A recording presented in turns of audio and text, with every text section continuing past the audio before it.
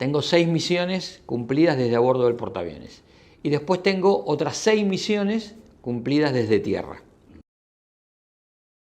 A partir del 28 de abril vamos ya a la situación de combate.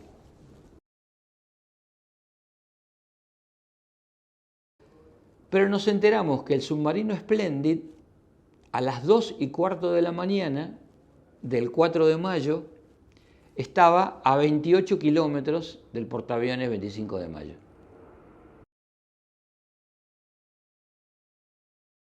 Y entonces el 1 de mayo a las 3:15 de la tarde logramos detectar a una parte de la flota británica. El 2 a la madrugada se iba a hacer el ataque. Yo volé en la noche del 3, en la noche del 3 al 4. Mi nombre es Juan José Membrana, soy capitán de navío, aviador naval, veterano de la Guerra de Malvinas, y mi vida en la Armada comienza, como la de todos los aviadores, ingresando a la Escuela Naval. Yo ingreso a la Escuela Naval en 1970, con 17 años, y curso toda la Escuela Naval hasta que me recibo de Guardia Marina en diciembre de 1973. A partir de ahí me incorporo como alumno a la Escuela de Aviación Naval en la base aeronaval Punta Indio durante todo el año de 1974 y ahí alcanzo mis alas navales con el grado de Guardia Marina con una particularidad. Mi promoción tuvo la suerte de ser una de las 2 promociones de la Escuela de Aviación Naval que pudo tener una práctica de aterrizaje en portaaviones antes de egresar de la escuela. En ese momento la Armada ya disponía, de hacía 4 años, del portaaviones 25 de mayo. Entonces, cuando terminé el curso en la Escuela de Aviación con esa experiencia previa en portaaviones, fui destinado a la Escuadrilla Aeronaval Antisubmarina. Yo quería ser piloto de chico y te cuento por qué. Porque mi padre, que era simplemente un inmigrante italiano, que vino de muy chico a la Argentina, tenía grandes amigos que eran suboficiales en la Armada. Y cuando yo tenía 6 años, me llevó por primera vez al puerto de Buenos Aires a ver la llegada del recién comprado portaaviones Independencia. Y yo me quedé maravillado. Yo, un enano de 6 años de la mano de mi viejo, hablando él con sus amigos, me quedé maravillado de lo que vi en ese buque, ¿no?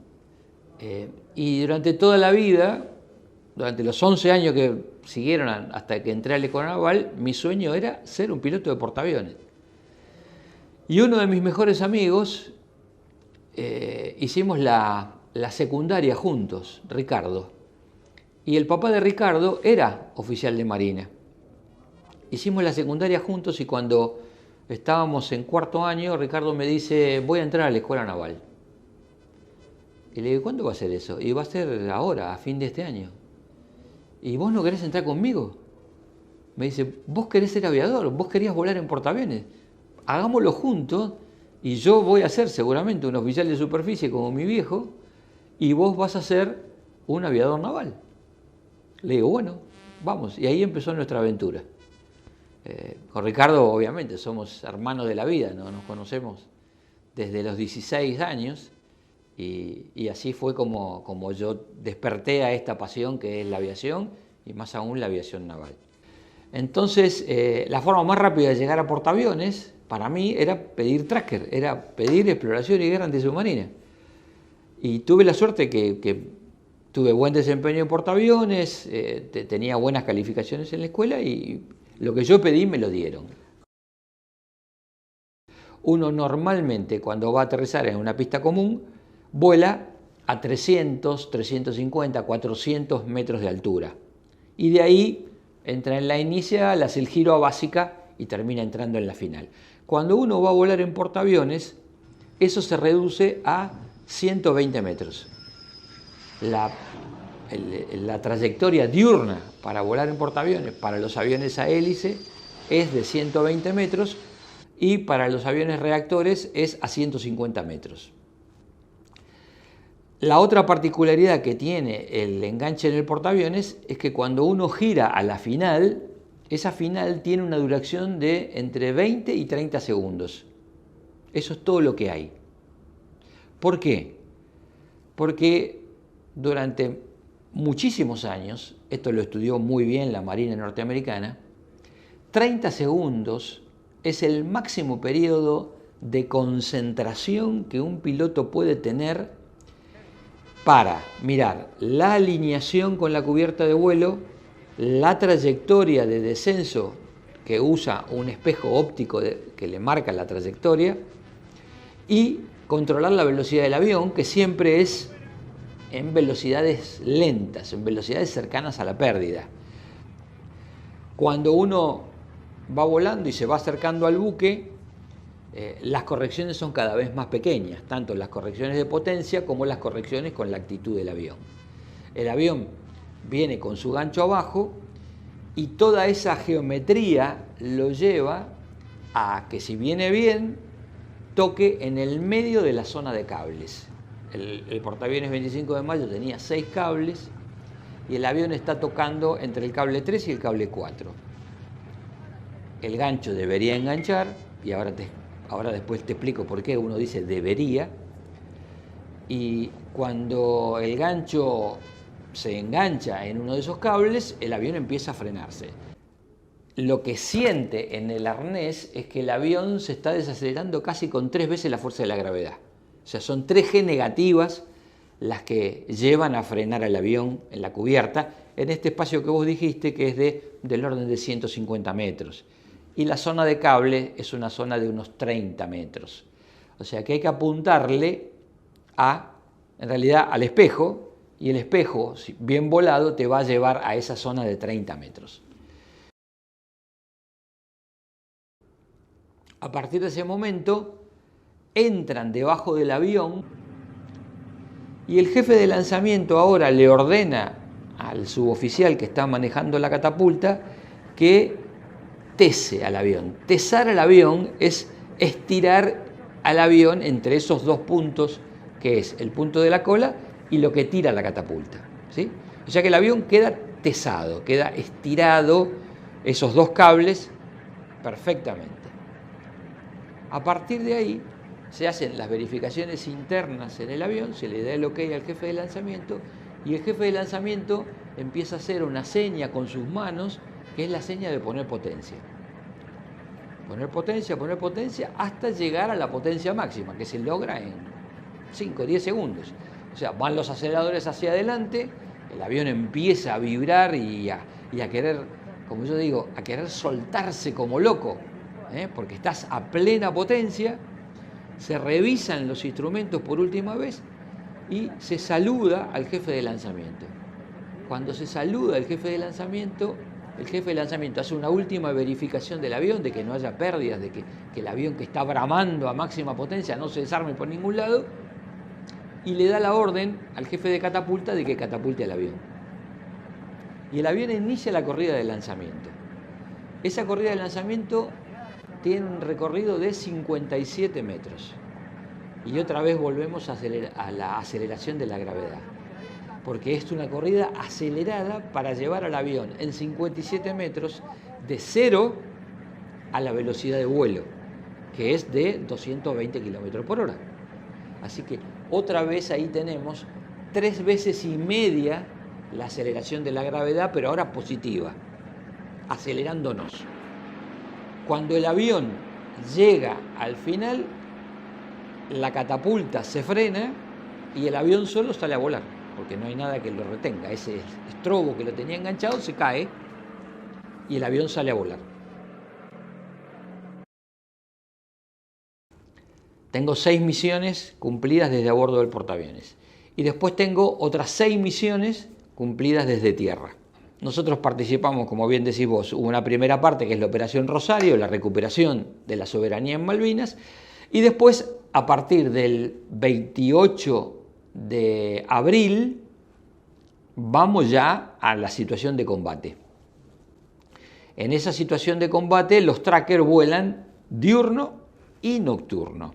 O sea, todo este procedimiento que yo te estaba contando de día, de noche es exactamente igual, pero sin luz. Hay pequeñas linternas que guían todo, la iluminación del avión, y te vas a volar a la negrura de la noche confiado en tus instrumentos, y nada más que en eso.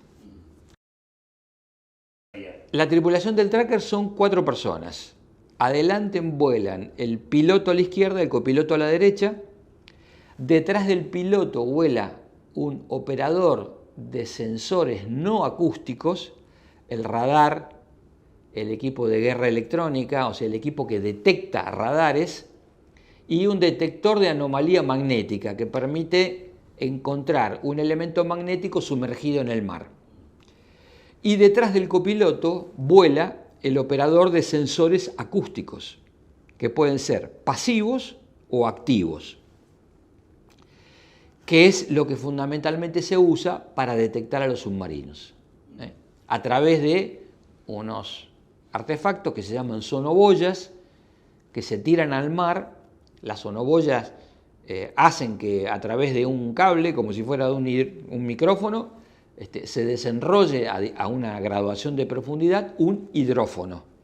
Y ese hidrófono registra todos los sonidos que ocurren dentro de una determinada área alrededor de la sonoboya. Entonces, el 29, nosotros en los primeros vuelos que hacemos, empezamos a encontrar ya los ruidos de los radares ingleses. Ruidos que tuvimos que fabricar un equipo especial para detectar, porque los radares de defensa aérea británicos eran radares de muy baja frecuencia. Y el equipo que nosotros teníamos no los escuchaba. Así que nuestros ingenieros electrónicos, con mucha astucia e inteligencia, nos inventaron un equipo que era una antena de UHF. UHF es una banda de comunicaciones que recibía ese radar británico. Eso lo pasábamos a un analizador de espectro. Ahí podíamos ver la frecuencia precisa de ese radar y la potencia con la que estaba emitiendo. Y como nosotros teníamos 2 destructores iguales a los británicos, el Hércules y la Santísima Trinidad, hicimos vuelos previos durante abril y logramos determinar cuál era la potencia que nosotros recibíamos en ese analizador y qué significaba esa potencia para el radar. O sea, podíamos saber que ante una determinada medida de potencia éramos un blanco o no éramos un blanco. O sea, aparecíamos en el radar del enemigo o no aparecíamos, aunque nosotros estuviéramos perfectamente escuchando ese radar y midiendo las características de ese radar. Eso nos salvó la vida. Y entonces el 1 de mayo a las 3:15 de la tarde logramos detectar a una parte de la flota británica. Los británicos el 1 de mayo se dividieron en 2. El portaaviones Invencible se fue al norte a buscarnos a nosotros y el portaaviones Hermes se quedó frente a Puerto Argentino, alejado, atacando la pista y las posiciones que habían establecido alrededor del aeropuerto. Ese 1 de mayo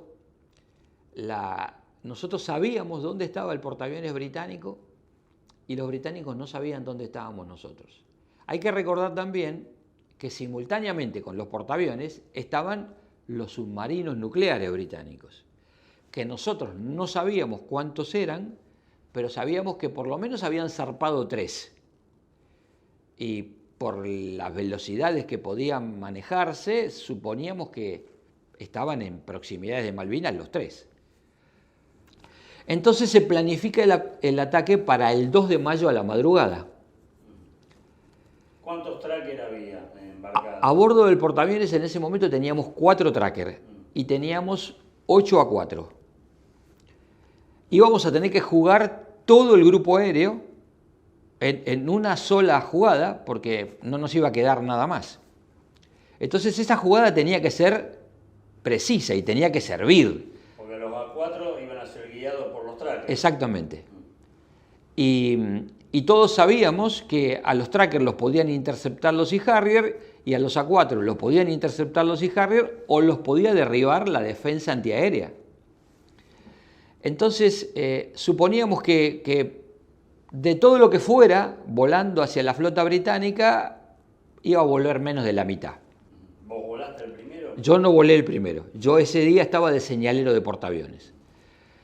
Entonces, lo que termina pasando, estábamos decididos a que si no se proseguía con las negociaciones, el 2 a la madrugada se iba a hacer el ataque.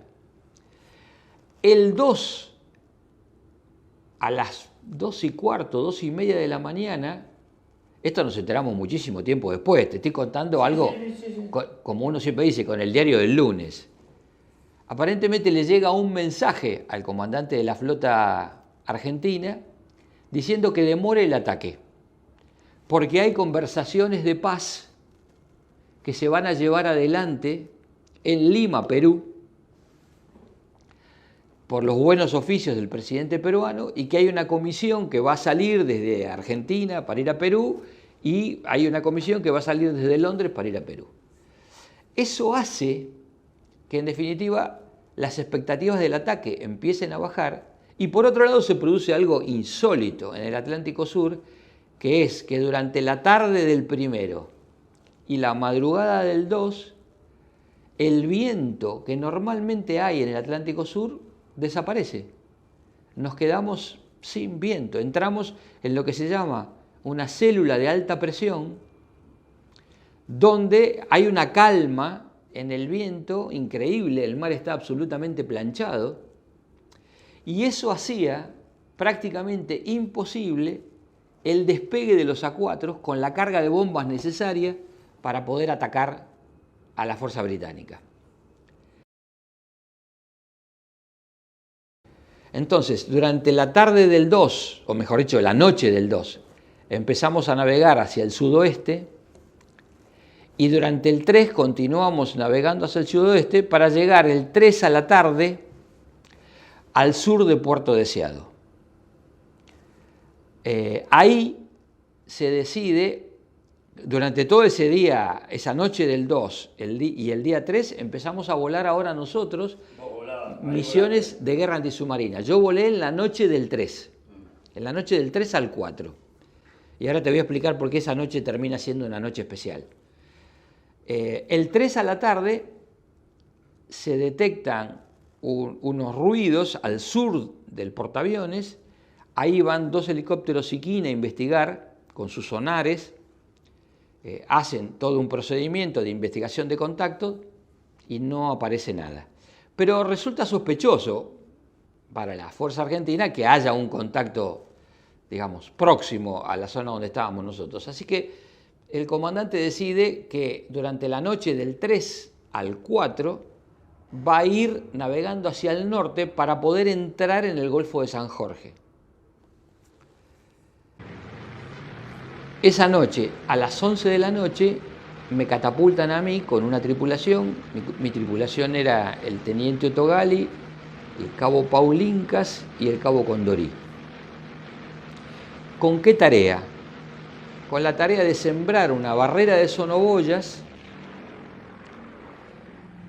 que permitieran que el buque pasara navegando entre esa barrera que lo protegía del este y la costa argentina que tenía en el oeste. O sea, el buque iba a venir navegando entre medio de la barrera y la costa, para poder transitar lo más seguro posible y poder entrar al Golfo de San Jorge. Bueno, nosotros sembramos la barrera, despegamos a las 11:30 de la noche, estuvimos toda la noche volando y regresamos al buque a las 6:15 de la mañana. O sea, habíamos volado prácticamente 6 horas y media, de un total de 6 horas y media de combustible. O sea, no volvieron al portaaviones sí. a recargar combustible. No volvimos al portaaviones a recargar combustible, volamos toda la noche. Y, para colmo de males, nos avisan que no tenemos alternativa, por eso nos dejan volar toda la noche, porque dicen, no tienen alternativa en tierra a dónde ir, porque hay niebla en tierra. Entonces los vamos a recuperar a bordo. Mientras tanto, sigan volando y sigan escuchando y sigan haciendo lo que tienen que hacer. Nosotros, mientras escuchábamos la barrera, cada tanto emitíamos con el radar hacia afuera de la barrera para que si algún submarino nos estaba buscando, se diera cuenta de que había un avión que a su vez lo estaba buscando a él.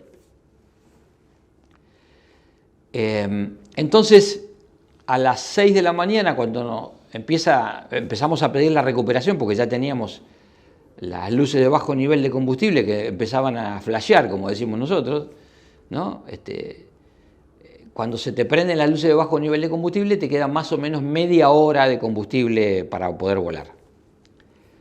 Entonces, hicimos la primera aproximación, no vimos el buque, tuvimos que tomar escape, y ya en la segunda aproximación las luces de bajo nivel se nos prendieron, o sea, sabíamos que teníamos media hora a lo sumo de combustible, y si no enganchábamos nos íbamos a tener que ir al agua, porque no había cómo sostenerse en el agua, en el aire, y no había a dónde ir. Así que hicimos una aproximación, nos fueron trayendo guiados por radar, llegamos a la altura mínima que teníamos autorizada, que eran 100 pies, y no veíamos las luces del buque. Así que decidí bajar un poco más, y cuando bajé de esos 100 pies, el señalero que estaba en la popa del buque me dice: no baje más. Y me prende unas luces verdes que se llaman las luces de corte que tiene el espejo, y yo ahí veo a dónde tenía que ir a buscar al portaaviones. Hago un giro suave y el copiloto me dice 75 pies, como diciéndome: no baje más porque nos tragamos el agua. Así que ahí en ese pequeño giro vimos las luces, vimos la cubierta, nos alineamos rápidamente, y ahí nomás vino la orden del señalero de corte, que para mí fue el corte más alto que me dieron en toda mi vida. No sé a qué altura estaba, pero estaba lejos de la cubierta. Yo veía que estaba lejos de la cubierta. Sin embargo, el avión voló hacia la cubierta y enganchamos. ¿En qué cable? En el cable 3. Y cuando enganchamos en el cable 3, en el proceso de desaceleración se nos paró el motor izquierdo. Porque por efecto de que la vena de combustible, por la desaceleración, desagotó el carburador. Después, inmediatamente después, el motor trató de arrancar de nuevo y ahí lo cortamos para que no digamos, arrancara de mala manera, ¿no? O rearrancara de mala manera. Así que esa fue una noche muy interesante. ¿Qué tiene de interesante? En plena guerra. Pasó esto, sí. No. Esto pasó el 4 de mayo en plena guerra. Ahora, ¿qué tiene esta noche de interesante? 30 años después, cuando los ingleses empiezan a liberar sus archivos, un investigador argentino pide información de qué habían hecho los submarinos ingleses entre tal día y tal día. Y los ingleses le dan esa información, no completa, hay partes de los archivos que están borrados, pero nos enteramos que el submarino Splendid, a las 2:15 de la mañana del 4 de mayo, estaba a 28 kilómetros del portaaviones 25 de mayo.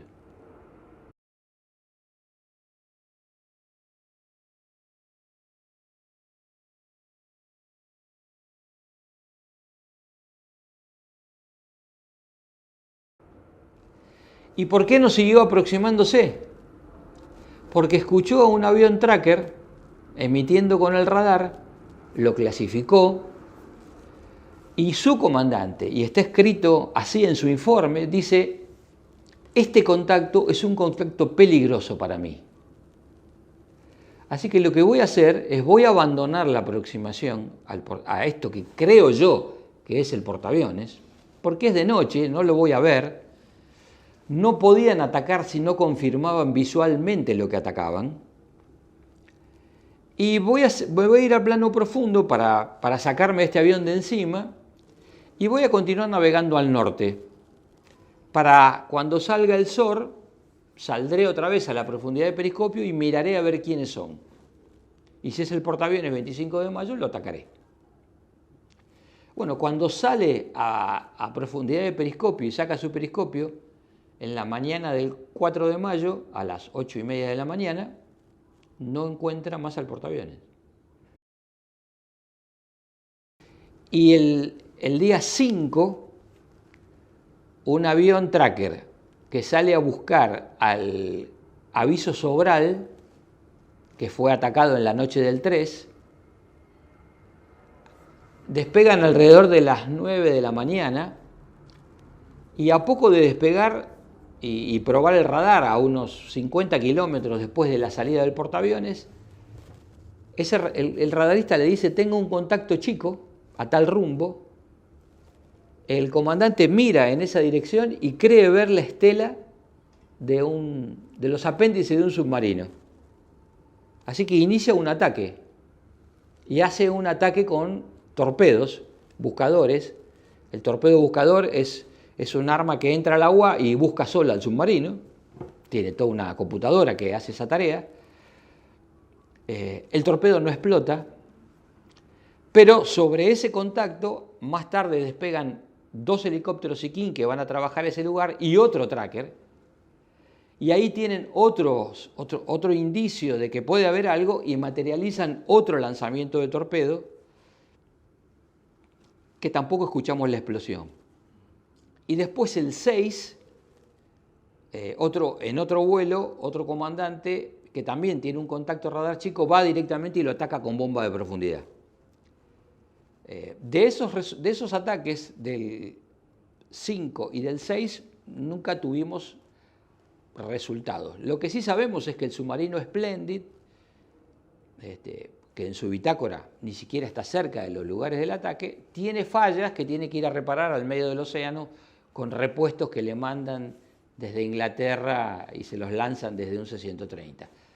Así que, ¿qué pasó? ¿Qué no pasó? ¿Qué pudo haber pasado? Si pudo haber sido o no pudo haber sido, habrá que esperar los próximos 50 años, porque sabés que las operaciones militares de Malvinas, no todas, pero algunas, tienen 90 años de secreto militar.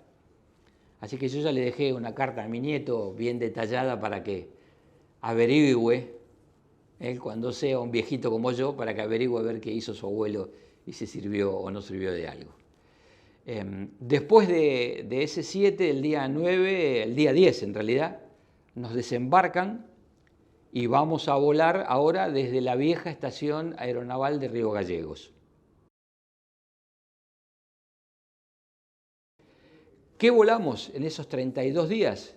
Volamos misiones de exploración, ahora desde tierra, buscando a los buques británicos, sobre todo al norte del Estrecho de San Carlos y al sur del Estrecho de San Carlos, y para asegurarnos que en toda la superficie del mar que había entre las islas y el continente, durante la noche no apareciera un infiltrado británico que esperara el cruce en altura de los aviones de ataque argentinos. Acuérdese que la distancia que hay entre el continente y las Islas Malvinas no permite volar permanentemente rasante a un avión de ataque, porque no le da el radio de acción, a la mitad del vuelo se tiene que volver. Entonces los aviones argentinos de ataque tenían que salir muy alto, reabastecerse en vuelo de los C-130 y a partir de ahí bajar y entrar rasante a las islas. Y esa cobertura la hacían ustedes. Y esa cobertura de que no hubiera buques de superficie esperándolos, la hacíamos nosotros. Esos eran 3 vuelos por día. Que hiciste desde ahí ya no tuvieron, digamos, este nivel de cercanía con o recibir un ataque enemigo o generar las condiciones para atacar al enemigo. Ahí lo que tuvimos muchas veces a lo largo de esos vuelos fue, primero, detectar a los buques ingleses que estaban al sur y al norte del Estrecho de San Carlos, que eran básicamente los buques que ponían los ingleses de alerta radar. Entonces, tuvimos muchísimas señales radar que fuimos analizando para poder ver si esos buques estaban dentro del alcance de la aviación propia y fundamentalmente si eran los mismos o si cambiaban. Y la mayor amenaza que teníamos en esos casos era la interceptación de Harrier. Entonces hubo varios aviones de la escuadrilla que tuvieron señales de los radares de aviones Harrier, pero como nosotros las podíamos detectar, podíamos iniciar acciones evasivas y escapar de esa persecución.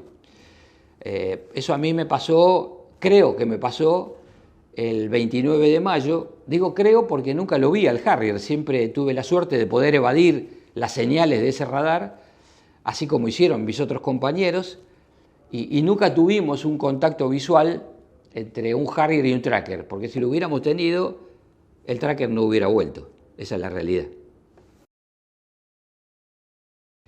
Así que ahí termina la guerra el 14 de junio. La escuadrilla es la última escuadrilla que hace un vuelo operativo el 14 de junio. Me toca también hacerlo a mí. Y ese día vamos a buscar a la tripulación del Canberra derribado la noche anterior. En la noche del 13 se derriba al Canberra B-108 de la Fuerza Aérea, tripulado por el capitán Pastrán y el capitán Casado como navegante. Nosotros los vamos a buscar. Obviamente el lugar que nos dan está bastante más al sur de donde ellos terminan eyectándose y donde termina cayendo el avión. El capitán Casado no se puede eyectar y cae con su avión. El capitán Pastrán sí, y es tomado prisionero por los británicos. Y ahí nos enteramos el 14, mientras estábamos volando, de que había un cese al fuego en Puerto Argentino y que empezaba un proceso de negociación de una circunstancia que en principio no parecía una rendición, pero que termina siendo una rendición de Puerto Argentino. ¿Y el Canberra derribado cae al agua o cae...? El Canberra derribado cae al agua, cae entre la isla Bougainville y las Islas Malvinas. La isla Bougainville es una isla que está al sur de Puerto Argentino, es una isla de las más grandes del litoral de Malvinas, y el avión cae en el agua entre esas dos costas, digamos.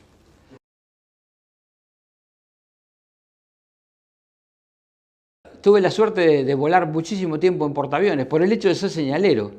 Yo estuve prácticamente desde 1974 hasta 1994, siempre en la zona de Bahía Blanca, o volando en la escuadrilla o en el Centro de Instrucción de Guerra Antisubmarina, pero como era señalero tenía que quedarme cerca para poder embarcar, aunque estuviera en un destino en tierra, en las etapas de navegación. El portaaviones navegó hasta 1988, así que yo en portaaviones tengo del orden de los 290 enganches.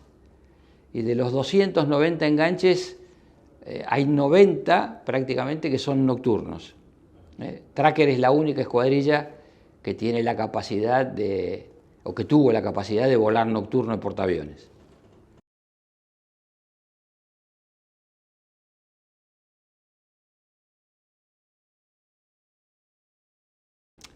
Durante el tiempo que no está volando y no está preparando la misión, ahí aflora el ser humano normal. Los miedos, los temores, el recuerdo de la familia.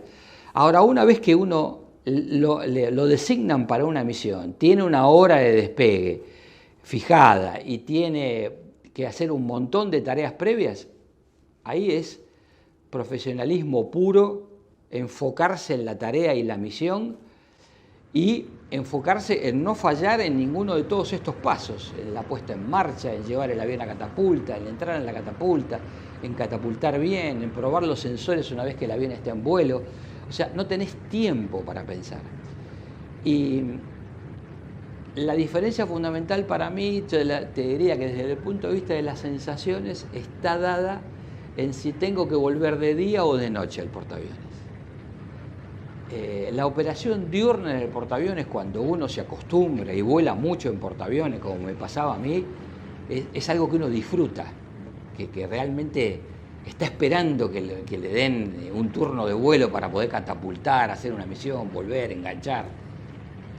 A la noche no te acostumbras nunca. Yo por lo menos no me acostumbré nunca. Es lo más incómodo que hay estar sentado en un avión a plena potencia y de golpe estar volando. O venir en el medio de la negrura de la noche tratando de encontrar las luces de la cubierta, verlas y volar con la mayor precisión posible para enganchar y quedarse aferrado y no perder el cable, porque a veces el gancho del avión puede rebotar en la cubierta, a veces uno puede tocar mal y tocar largo, y entonces el enganche no se produce.